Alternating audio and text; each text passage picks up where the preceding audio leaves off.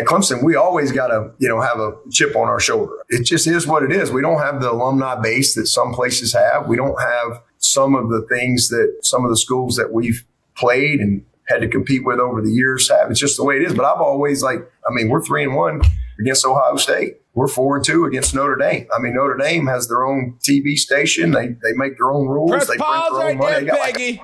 there, Peggy. What have you done for me lately? Dun, dun, dun, dun, dun. Ooh, yeah.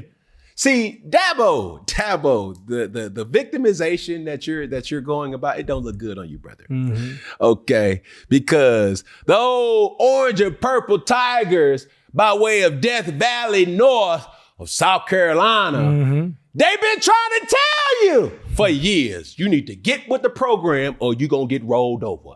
Either you going to evolve or you will dissolve. Yeah, Dinosaur Dabo. See, I'm trying to tell you, brother, don't be mad when you get hit with the truth of reality and your negligence and your stubbornness was the same coach that said, oh, no, we're going to still develop in the house and we ain't going to go to the transfer portal. Yeah. This is the same coach that said that a couple years ago, if not last year. You are outdated with your teachings, coach, brother. Understand that Notre Dame has always had their, NBC contract. Michigan, Texas, Ohio State.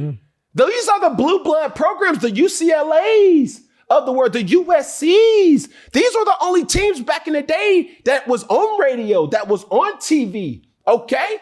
See, the thing that I have problem with this take is, Dabo, you are one of the top tier teams or programs that had not 1, not 2, not 3, not 4, not 5, not 6, not 7, not 8, but 9 drafted players. So you can't say that you don't got good players. Yeah. Those players also need help. And you wasn't willing to go out and get them because you thought, you was going to out-coach other coaches. But in reality, you was the one that got out-coached, or as my kids will say, out-thunked. Because coaches aren't doing anything illegal. They're just playing by the new rules that you didn't want to play until recent. Yeah. You got access, you got resources that you just refuse to use.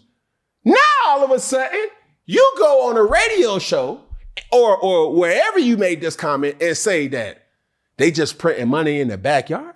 Yeah. Do you not know Clemson is a school that can compete with anybody? That's true. They were. Yeah.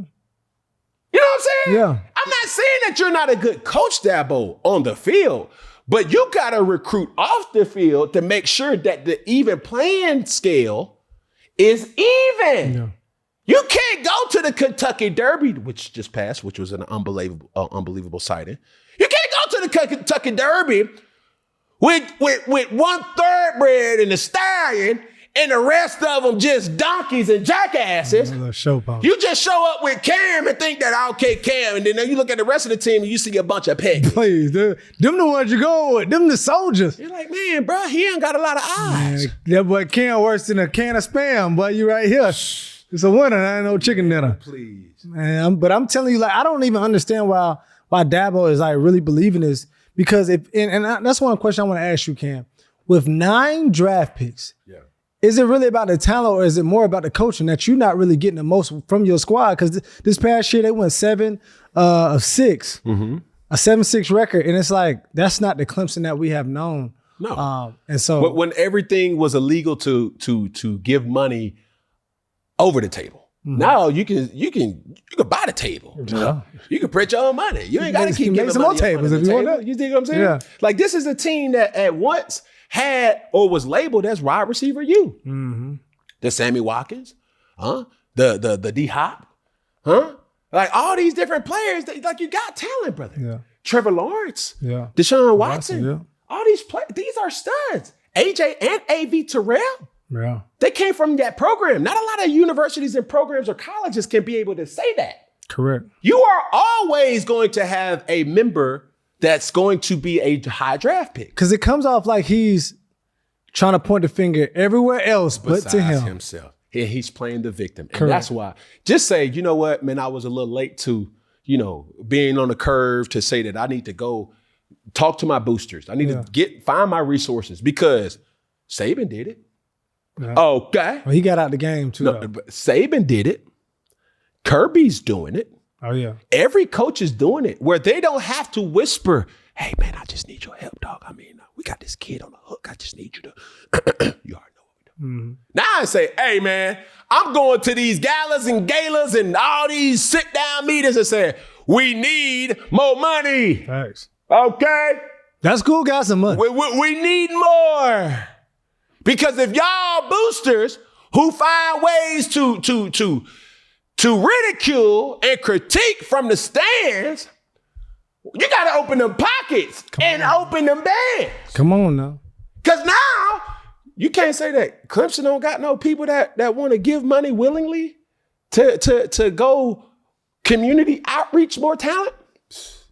But Dabo like, no, we gonna do it. Nah, listen, brother, that's old news. Yeah.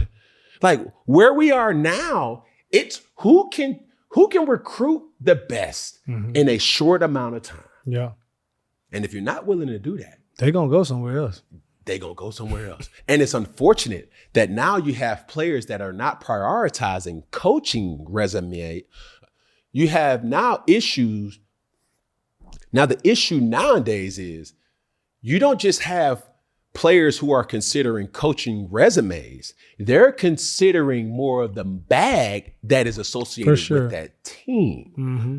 So now Dabo can't lead with, man, we've beat Notre Dame and we've beat Ohio State. And, man, that was way, man, y'all ain't even been able to play Notre Dame or doggone Ohio State because y'all played them in the bowl game or the playoffs. Right. You see what I'm saying? It's a different day and age, man. They're not caring about none of those stats, any of the history. Some of these kids probably don't even know what the jersey color is. And they just like, hey, I know the color green. That's why. And how much you got for me? Super swag. Kim, I want to ask you this. Yep. All right. And we touched on Dabo, but it's been some uproar or conversation about the most overrated coaches in college football right now. And so we just want to pop into this video just to get the conversation started. Who do you think that's getting talked about right now, in your opinion, it could be SEC, Big Ten, whatever, is the most overrated head coach right now in college football? Somebody that's getting way too much hype, maybe too early, or for something they haven't done. Is there a name that pops up in your mind or no? Well, I mean, on our show, the most talked about name is Kalen DeBoer. I don't think he's overrated. I just think he's a bad fit. I'm going through my list right now. You have any suggestions, by the way? First pause right there, Peggy. See, and they eventually named Lane Kiffin. And Steve Sarkisian. Yep, Steve Sarkisian. So this is the thing about all those coaches that they named.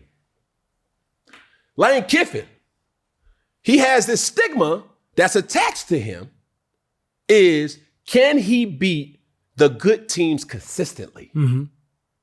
All right. Almost the same as Steve Sarkisian. Can he win the big game? You got superior talent. Well, you look at the top recruiting classes year in and year out, Texas is up there because Texas or Sarkisian uses his resources, Dabo, something that you should try to start doing. Yeah. All right. Those are the same type of coach that you have to say, probably different for Lane, because now last year's debacle of how he exited Oxford, Mississippi was a little like, bro, what are you doing? This is a circus. For sure. All right. Now, can you give Lane credit for getting to the college football playoffs? Because one of the glaring things that Lane can't take credit for, because he didn't beat Georgia last year. That coaching staff that was there beat Georgia. So you wouldn't give that to Lane? You can't do that. Can't do that. He done groomed this team. You cannot do that. You can't do that. And that's just my perspective. I don't give that win to Lane, even though he may have generated the talent or collected the talent. But no, that was that coaching staff. Okay. Now you start to think about Kalen DeBoer. Okay. My issue or my take to what Kalen DeBoer is, I think Kalen DeBoer is a great coach. We've seen that when he was at Washington. Mm-hmm. But this is the caveat, Peggy. as Uncle Paulie would say, Paul Feinbaum, I don't think it's a right fit for him in Alabama. Because if Kalen DeBoer, him being at one of the most prestigious colleges of this era in Alabama, superseding as the heir apparent to arguably the greatest coach of all time. Yep. Not a lot of coaches can come in and give the people what they are expecting. Yeah, you can't. But it's still going to take. It's going to take time. Correct. So now, if you take Kalen DeBoer and put him in any other conference outside of the SEC, I think that team and conference will praise him as he should be praised. ACC, Big 10, Big 12. Any of those teams having a Kalen DeBoer, that's with the hype or what he's been able to produce over the years, going to the college football playoffs. As an ACC team, that may be cool. That may be acceptable. That may be something that the fan base will say, okay, cool, we can build off this. Now that Alabama, you can't. Okay? Yeah. Now you start to factor in even more. Because if you take, to my point, Kalen DeBoer in a Big 12 team, that'd be cool. Because may not be the popular pick, but if you put Coach Prime and what he's been able to do over the last year or two and put him in the SEC, I think Coach Prime would have been fired. Fired? Oh, for sure. Fired with an exclamation point. Well, depending on the school that he's at. Cool. Because that's the same thing I'm saying about Kalen DeBoer. The fire is so hot because he's at Alabama. But if he was at Vanderbilt, it would be accepted. It would be accepted. You know what I'm saying? It would be accepted. So I think that's one thing to stretch out there, even in regards to him. Because like you said, it's like coming in for Michael Jordan. It's like, bro, like you felt the fire before coming in for Brady. Tom Brady. It's like, bro, it's either Super Bowl or bust. It's not realistic, bro. You know what I mean? It's not realistic. And so I think that fit is not no fit for any coach. I would probably say in going on a list, nobody in college football or as a coach can come in and fill in for Nick Saban for what he built at Alabama. It's too soon. It's too soon. Not the follow-up. Not the following year. It's almost like when somebody come kill it on the stage and then all of a sudden, dang, I got to follow up after that. God. What else can I do? Because your minimum is a championship. Listen to this. When you go to work, you're passing by a living legend that has a statue outside as you're passing him every day as a conscientious reminder that this is what the expectation is. Yeah. And that's what I was saying. Like, this minimum is a championship. And when I say minimum, I mean this. If they had a great season but lost one game, the fan base was still like, you lost one. But no. Who you lose to? That's true too. You see what I'm saying? And no shade. But Ryan Day can lose to a Michigan, but he had won that national championship. Yeah. Because coaches have got fired because they didn't beat their rivalry, especially in the South. Brother Nick Saban could not keep losing to Auburn. Mm-hmm. Gene Chizik got fired because he could not beat Alabama. And then you had Gus Malzahn on the same thing. It's like, beating Alabama is almost the culprit or the standard of how we measure our team. That is the championship. The Ohio States. The Clemson at one particular point. Like, let's not be afraid to acknowledge the obvious here. So teams that don't win consistently, that's cool, but what is the expectation where you are? Yeah. He's at a team that is requiring him to go to the college football playoffs or you're done here. Yeah. Because what you have access to, the money that's back behind you, the resources that's back behind you, the ability to be able to recruit. We have the most money, or one of the top teams with the most money. Okay, we got the best facilities. Mm-hmm. Okay, we got the best resources. Mm-hmm. What else do you need to win? For sure. We don't care about you not being able to recruit. Coach, by September, by August, when we coming out them tunnels, before you go back in that tunnel, you better be leading on that doggone scoreboard. Facts. So Kalen DeBoer has an expectation that I don't think is obtainable. Yeah. Well, getting back on the topic at hand, most overrated college coaches. Who do you have on your list and why? I think that was my point, Peggy. Yeah. I don't have anybody overrated. I just feel like let's take Coach Signetti, for example. A great coach. But he's a reminder, I'll give you one better. Coach Cristobal. Coach Cristobal is one season away from being off the cliff or being praised.